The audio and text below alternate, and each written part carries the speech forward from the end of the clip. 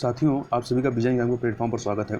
इस वीडियो में हम लोग ओजोन परत अर्थात ओजोन लेयर और ओजोन क्षरण अर्थात ओजोन डिप्लीशन के बारे में विस्तार से चर्चा करेंगे, क्योंकि यह एक ऐसा सेक्शन है जिससे लगातार परीक्षा में प्रश्न बनता ही बनता है। तो इस चीज़ के बारे में जितनी भी संबंधित चीज़ें हैं जिनसे परीक्षा में प्रश्न पूछा जा सकता है, उन सारी चीज़ों के बारे में हम लोग इस वीडियो के अंतर्गत चर्चा करेंगे। तो चर्चा को प्रारंभ करते हैं। तो सबसे पहले हम लोग आगे बढ़ने से पहले, ओजोन पर आने से पहले हम लोग वायुमंडल को थोड़ा देख लेते हैं।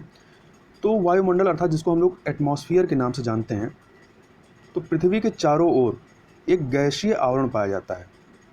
मान लीजिए ये पृथ्वी है, तो इसके चारों ओर एक गैसीय आवरण पाया जाता है। इसी गैसीय आवरण को क्या कहते हैं? वायुमंडल कहते हैं। पृथ्वी का यह गैसीय आवरण जो है एक चलनी के तरीके से कार्य करता है। जैसे चलनी क्या करता है कि आटे को चलनी से चालते हैं तो जो कीड़े मकोड़े होते हैं वो आटे में नहीं जाते हैं और आटा अलग साफ निकल जाता है। तो इसी प्रकार से यह जो गैसीय आवरण है, यह पृथ्वी की सतह पर रहने वाले जीव जंतुओं एवं पेड़ पौधों के लिए जो हानिकारक चीज़ें हैं, उन्हें वायुमंडल, जो यह वायुमंडल या अंतरिक्ष से पृथ्वी की सतह पर नहीं पहुंचने देता है। और जो पृथ्वी पर जो जीव जंतु हैं या पेड़ पौधे हैं, उनका विकास समुचित रूप से होता रहता है। अब ये जो वायुमंडल है, इस वायुमंडल में कई सारी लेयर पाई जाती हैं। इन लेयर के बारे में हमें पता होना चाहिए, क्योंकि परीक्षा में इस लेयरों के बारे में भी कई बार क्रम लगाने के लिए पूछ लेता है कि इनको ऊपर से नीचे या नीचे से ऊपर क्रम लगाइए। तो इनको एक बार देख लेते हैं।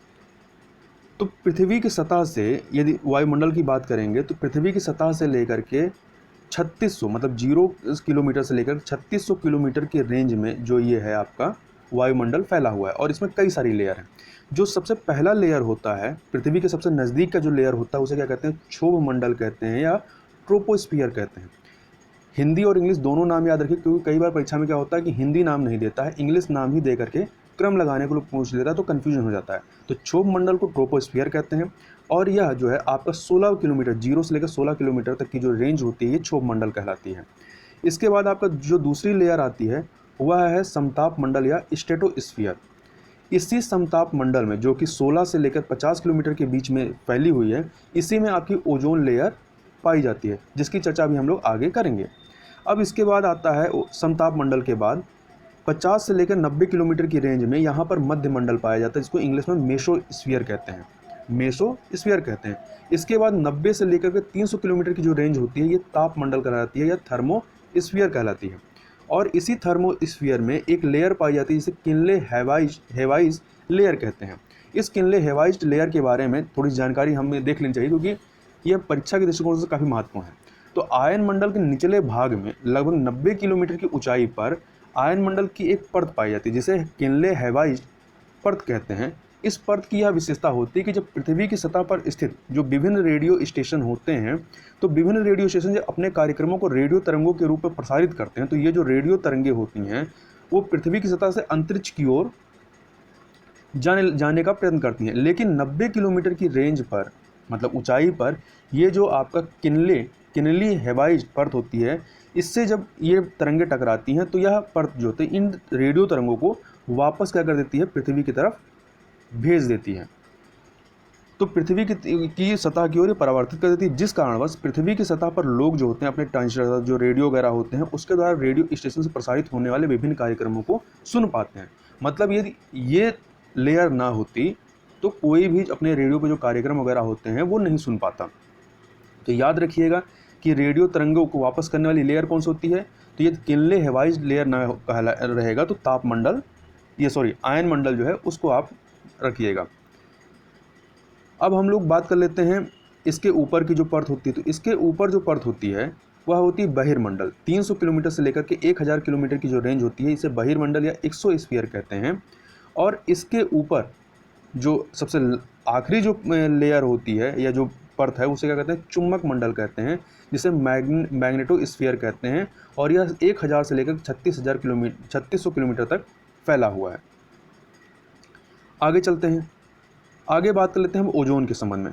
तो सबसे पहले ओजोन के बारे में कुछ चीज़ें देखें। तो ओजोन को जो हम लोग O3 से रिप्रेजेंट करते हैं, ऑक्सीजन को किससे रिप्रेजेंट करते हैं? O2 से। और ओजोन में क्या होता है? ऑक्सीजन के 3 एटम इसमें होते हैं और ऑक्सीजन में 2 एटम होते हैं। अब होता क्या है कि जब कोई आयनाइज्ड ऑक्सीजन का जो आयन है या एटम है, ये आपका ऑक्सीजन से टकराता है तो ये क्या करता है, ये कन्वर्ट हो जाता है ओजोन में, मतलब O3 में कन्वर्ट हो जाता है और एक आयनाइज्ड ऑक्सीजन जो है, जो या कह सकते हैं जो परमाणु है वह मुक्त होता है। और यह जो पूरी प्रक्रिया है या जो रिएक्शन होती है उसमें छेपी होती है, मतलब इसमें जो है एनर्जी निकलती है। और यह जो आयनाइज्ड ऑक्सीजन होता है यह आगे चलकर दूसरे नॉर्मल ऑक्सीजन से रिएक्शन करता है और फिर ओजोन को उत्पन्न करता है। अब हम लोग ओजोन लेयर पे आते हैं। तो पृथ्वी के वायुमंडल में गैसों की एक पतली सी परत पाई जाती है जो पृथ्वी के लिए प्राकृतिक सनस्क्रीन का कार्य करती है और पृथ्वी को सूर्य से निकलने वाली पराबैंगनी किरणों, खास करके जो अल्ट्रावायलेट बी और अल्ट्रावायलेट सी होते हैं, उससे सुरक्षा प्रदान करती है, क्योंकि अल्ट्रावायलेट ए जो होती है वो बहुत ज़्यादा नुकसानदायक नहीं होती है। हालांकि ओजोन गैस की एक और परत जो होती है पृथ्वी के वायुमंडल की निचली परत, जो क्षोभ मंडल या जो ट्रोपोस्फीयर होता है उसमें पाई जाती है। तो याद रखिएगा, ओजोन की दो जगह लेयर पाई जाती है, एक तो समताप मंडल में जो कि लाभदायक होती है और एक जो होती है क्षोभ मंडल में जो कि हानिकारक होती है मनुष्यों के लिए। तो यह मनुष्य के लिए हानिकारक होती है। इस प्रकार वायुमंडल में क्या होती है कि दो अलग अलग स्तरों पर ओजोन लेयर पाई जाती है, ओजोन पाई जाती है। अब इनको थोड़ा सा और देख लेते हैं। तो जो समताप मंडल होता है, समताप मंडल अर्थात स्ट्रेटोस्फीयर, इसमें ओजोन का जो टोटल ओजोन होता है उसका करीब 90% भाग जो होता है ये 15 से 30 किलोमीटर के बीच में यहाँ पर पाया जाता है और इसी को सामान्यतः ओजोन लेयर कहा जाता है। यहाँ O3 होना चाहिए, ओजोन लेयर कहते हैं, तथा यह पृथ्वी का रक्षा कवच होता है। दूसरी तरफ जब क्षोभ मंडल की बात करें तो यहाँ पर ऑक्सीजन का जो 10% भाग होता है, ओजोन का जो 10% भाग होता है यहाँ क्षोभ मंडल पाया जाता है। यह वायु को प्रदूषित करने का कार्य करता है एवं स्मॉग के निर्माण में मदद करता है जो कि श्वसन के लिए हानिकारक होता है। तो इस प्रकार से जो क्षोभ मंडल में ओजोन पाया जाता है वह नुकसानदायक होता है मनुष्य के लिए, जबकि जो समताप मंडल में ओजोन पाया जाता है वही ओजोन लेयर कहलाता है जो कि पूरी पृथ्वी के लिए लाभदायक होता है। अब हम लोग बात कर लेते हैं कि ये जो ओजोन लेयर है इसके क्षरण के लिए या इसका जो डिप्लेशन होता है उसके लिए कौन कौन सी उत्तरदायी गैसें, किन गैसों की वजह से इसको नुकसान पहुंचता है। तो सबसे पहला जो गैस आता है जो सबसे ज़्यादा इसके लिए हानिकारक है वह है CFC अर्थात क्लोरोफ्लोरोकार्बन। तो इसके बारे में थोड़ा देख लें। तो जो CFC होता है यह क्लोरीन, फ्लोरीन एवं कार्बन से बना होता है तथा समताप मंडलीय जो ओजोन क्षरण के लिए सर्वाधिक जिम्मेदार गैस है। तो सर्वाधिक जिम्मेदार अगर गैस कोई है तो वह CFC है और इसका जो व्यावसायिक नाम है वह क्या है, फेरॉन है। इसका जो व्यावसायिक नाम है फ्रेयान है और इसका उपयोग कई चीज़ों में होता है। तो चूंकि कई चीज़ों में होता है इसलिए कई चीज़ों से यह इसका उत्सर्जन होता है और यह ओजोन लेयर को नुकसान पहुंचाता है। अब देख लेते हैं किन किन चीज़ों में इसका उपयोग होता है। तो सबसे पहला जो उपयोग है इसका रेफ्रिजरेटर और AC में प्रशीतक अर्थात कूलेंट के रूप में इस्तेमाल किया जाता है। जो इसकी कूलिंग क्षमता होती है इसी की वजह से होती है। अब जो CFC है अब इसको इस्तेमाल नहीं किया जाता है, इसके विकल्प के तौर पर दूसरा चीज़ इस्तेमाल किया जाता है। इसके अलावा जो प्रणोदक होते हैं प्रोपेलेंट, के रूप में एरोसेल स्प्रे में इस्तेमाल किया जाता है। फोमिंग एजेंट के रूप में प्लास्टिक निर्माण में होता है इसका इस्तेमाल। इसके अलावा मशीन तथा धात्विक वस्तुओं की सफाई करने वाले विलायक अर्थात क्लियरिंग सॉल्वेंट के रूप में इस्तेमाल होता है। आग बुझाने वाले कारक के रूप में जो अग्निशमन यंत्र होते हैं उसमें भी इसका इस्तेमाल होता है। इसके अलावा स्टरलाइजर्स और स्टाइरोफोम में भी इसका इस्तेमाल किया जाता है। तो याद रखिएगा, परीक्षा में पूछ सकता है कि CFC का प्रयोग कहाँ कहाँ पर किया जाता है या किन किन चीज़ों में CFC मिलती है। अब इसके अलावा कौन सी गैस है, हाइलोजन्स है, यह भी जो होती है ओजोन लेयर के लिए नुकसानदेह है।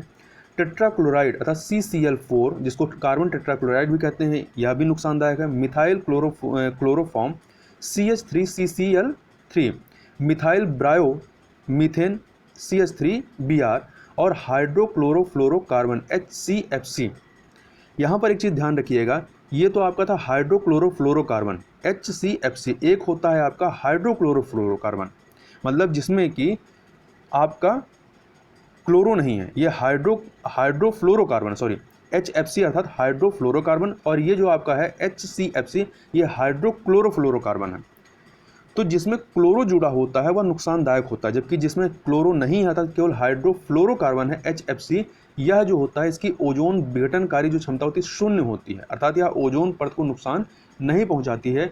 तो इस चीज़ को ध्यान रखिएगा HCFC और HFC में, क्योंकि परीक्षा में पूर्ण दे सकता है कि कई सारे गैसों के नाम कि इनमें से कौन सी गैसें जो हैं वो ओजोन लेयर को नुकसान पहुंचाती हैं।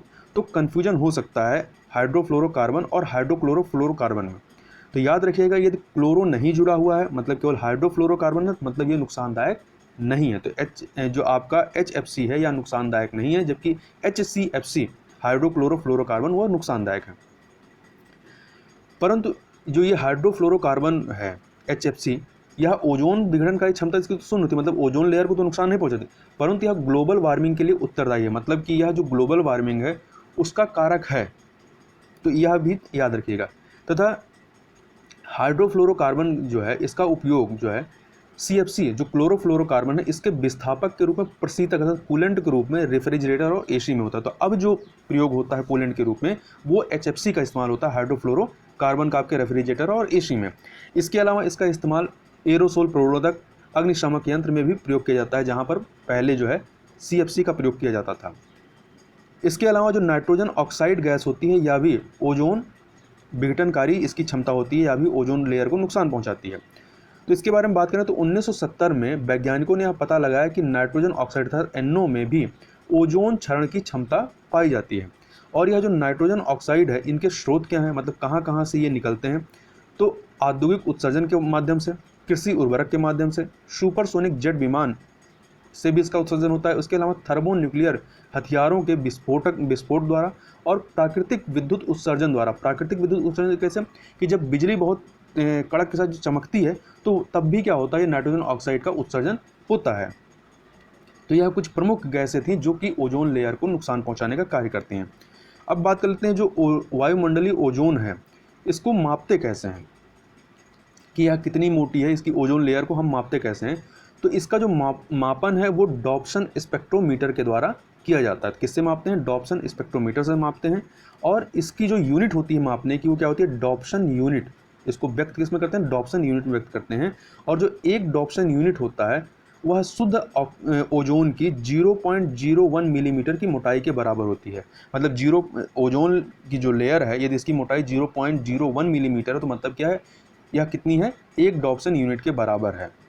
अब हम लोग बात कर लेते हैं ओजोन परत का पतला होना या थिनिंग ऑफ ओजोन लेयर तथा ओजोन छिद्र के बारे में, ओजोन होल के बारे में। लगातार पेपरों में आता रहता है कि ओजोन में ओजोन छिद्र हो रहा है या ओजोन होल हो रहा है। तो हम यहाँ पर देखेंगे कि क्या वास्तव में किसी प्रकार का कोई छेद बन जाता है या कुछ और चीज़ें होती हैं। तो 1974 में रसायनविद शेरवुड रॉलैंड एवं मारियो मोलिना ने पहली बार बताया कि जो CFC है क्लोरोफ्लोरोकार्बन, यह समताप मंडल अर्थात स्ट्रेटोस्फीयर में ओजोन का जो औसत सांद्रण है उसमें कमी ला रहे हैं। इसके बाद जोसेफ फरमन ने के नेतृत्व में एक ब्रिटिश अंटार्कटिका सर्वेक्षण टीम जो है वो अंटार्कटिका में जाती है 1985 में, और अंटार्कटिका के ऊपर वायुमंडलीय ओजोन की अल्पता का, मतलब जो सांद्रण में कमी हो रही है उसका प्रमाण प्रस्तुत करती है। और याद रखिएगा जो अंटार्कटिका है ये साउथ पोल की तरफ है। इसके अलावा जोसेफ फरमन ने प्राप्त सूचनाओं के आधार पर बताया कि अंटार्कटिका के ऊपर वायुमंडल में वसंत काल के दौरान में जो ओजोन परत होती है उसमें 40% तक क्षरण हो जाता है, मतलब उसकी जो मोटाई है वो 40% तक कम हो जाती है। और ओजोन विघटन का अवलोकन जो है वो दक्षिणी ध्रुव पर सितंबर से नवंबर के बीच हर वर्ष किया गया, तथा ओजोन विघटन की यह जो घटना है जो या क्षरण जो हो रहा था इससे ही ओजोन परत पतली हो, जिसमें ओजोन परत पतली हो जाती है, इसी को क्या कहते हैं, ओजोन होल कहते हैं या ओजोन छिद्र कहलाती है। तो याद रखिएगा ओजोन होल या जो ओजोन छिद्र किसी प्रकार छेद नहीं होता, बल्कि जो परत होती है ओजोन की उसका क्षरण होता है वह और ज़्यादा पतला हो जाता है। तो इसी को ओजोन परत के पतले होने को क्या कहा जाता है, ओजोन छिद्र कहा जाता है। तथा यहाँ पर एक चीज़ और याद रखिएगा कि जो वायुमंडल में ओजोन का जो औसत सांद्रण होता है वो करीब 300 डॉप्सन यूनिट होता है। अब इसको ऐसे देखें कि हमने बात की अभी कुछ समय पहले कि एक डॉप्सन यूनिट बराबर कितना होता है, 0.01 मिलीमीटर होता है। ठीक है, तो मिलीमीटर जब होता है तो इसको 300 डॉप्सन यूनिट बराबर कितना हो जाएगा, तो ये 3 मिलीमीटर हो जाएगा। ठीक, मतलब कि जो औसत मोटाई होनी चाहिए ओजोन लेयर की कितनी होनी चाहिए, वो 3 मिलीमीटर की होनी चाहिए।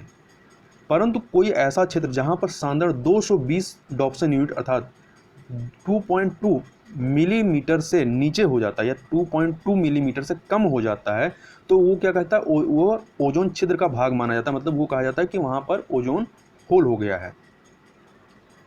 अब हम लोग बात कर लेते हैं कि यह जो ओजोन क्षरण या ओजोन डिप्लीशन है, इसके नियंत्रण हेतु जो अंतर्राष्ट्रीय प्रयास किए गए हैं, उन अंतर्राष्ट्रीय प्रयासों की थोड़ी सी चर्चा कर लेते हैं।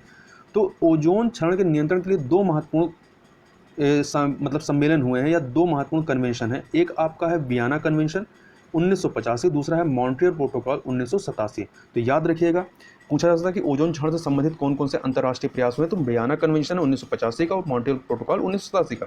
अब दोनों को एक करके देखते हैं। तो जो वियना कन्वेंशन है, यह एक बहुपक्षीय पर्यावरणीय समझौता है तथा इसे फ्रेमवर्क कन्वेंशन के नाम से भी जाना जाता है। तो हो सकता है कि आपको ऑप्शन में वियना कन्वेंशन या फ्रेमवर्क कन्वेंशन दे दे तो कन्फ्यूज हो सकता है। तो फ्रेमवर्क कन्वेंशन या वियना कन्वेंशन दोनों ही ओजोन परत के जो क्षरण है उसके नियंत्रण से संबंधित हैं। हालांकि जो वियना कन्वेंशन है, इसके अंतर्गत CFC क्लोरोफ्लोरोकार्बन के उपयोग में कमी लाने हेतु किसी के लिए कोई बाध्यकारी नियम नहीं बनाया गया। तो इस प्रकार से जो वियना कन्वेंशन था, तो यह बाध्यकारी नहीं था। आगे बात कर लेते हैं मॉन्ट्रियल प्रोटोकॉल की, जो कि 1987 में होता है। तो इसको ओजोन परत क्षरण हेतु जिम्मेदार पदार्थों के उत्पादन एवं उपभोग में कमी लाने हेतु तैयार किया गया था। जैसे कि CFC में कमी लाने के लिए, नाइट्रोजन ऑक्साइड वाले जो उत्पाद हैं उनको कमी लाने के लिए, हाइड्रोजन्स, तो जिनसे भी ऐसे पदार्थों का या ऐसे गैसों का उत्पादन निकलते हैं या उपभोग होते हैं जिससे कि ओजोन परत को नुकसान हो, उनको उनके उत्पादन और उपभोग में कमी लाने के लिए इस मॉन्ट्रियल प्रोटोकॉल को तैयार किया गया। इसको 16 सितंबर 1987 को अपनाया गया। कब अपनाया गया? 16 सितंबर 1987 को, तथा 1 जनवरी 1989 को यह प्रभावी रूप से कार्य करने लगा। मतलब प्रभाव में कब आता है? 1 जनवरी 1989 में, और अपनाया कब गया? 16 सितंबर 1987 को। इस समझौते में यूनेप अर्थात यूनाइटेड नेशन इन्वायरमेंट प्रोग्राम ने प्रमुख भूमिका निभाई थी। यह जो यूनाइटेड नेशन इन्वायरमेंट प्रोग्राम, जिसका हेडक्वार्टर कहाँ पर है? केन्या के नैरोबी में स्थित है। तो इसने प्रमुख भूमिका निभाई थी। इसके अलावा याद रखिएगा, जो मॉन्ट्रियल प्रोटोकॉल है, उत्सर्जन के आधार पर एक बाध्यकारी समझौता है। जहाँ पे वियना जो कन्वेंशन था वह बाध्यकारी नहीं था, वहीं मॉन्ट्रियल प्रोटोकॉल जो है यह बाध्यकारी समझौता है। इसके अलावा 16 सितंबर को, अर्थात जिस तारीख को 1987 में मॉन्ट्रियल प्रोटोकॉल अपनाया गया, इसी 16 सितंबर को महत्ता प्रदान करने के लिए विश्व ओजोन संरक्षण दिवस मनाया जाता है। तो प्रत्येक वर्ष विश्व ओजोन संरक्षण दिवस, यह पीछे से पूछा गया कब मनाया जाता है? 16 सितंबर को मनाया जाता है। और जो 2019 की जो थीम थी, चूँकि अभी इस 2020 में सितंबर आया नहीं है, तो 2019 की जो थीम थी वह क्या थी? 32 ईयर्स एंड हीलिंग। तो याद रखिएगा, थीम को याद रखिए, पूछा जा सकता है। अब बात कर लेते हैं थोड़ा सा कि ये ओजोन क्षरण होता है, इसके क्या दुष्प्रभाव पड़ सकते हैं। तो पहली चीज़ क्या होती है कि जो पराबैंगनी किरणें हैं, अल्ट्रावायलेट रेज, इनकी तीव्रता बढ़ जाती है। मतलब कि जब ओजोन डिप्लीशन होगा, ओजोन की परत पतली होगी, तो ये वो अंतरिक्ष से आने वाले अल्ट्रावायलेट रेज, अल्ट्रावायलेट बी और अल्ट्रावायलेट सी को पृथ्वी पर आने से रोक नहीं पाते हैं।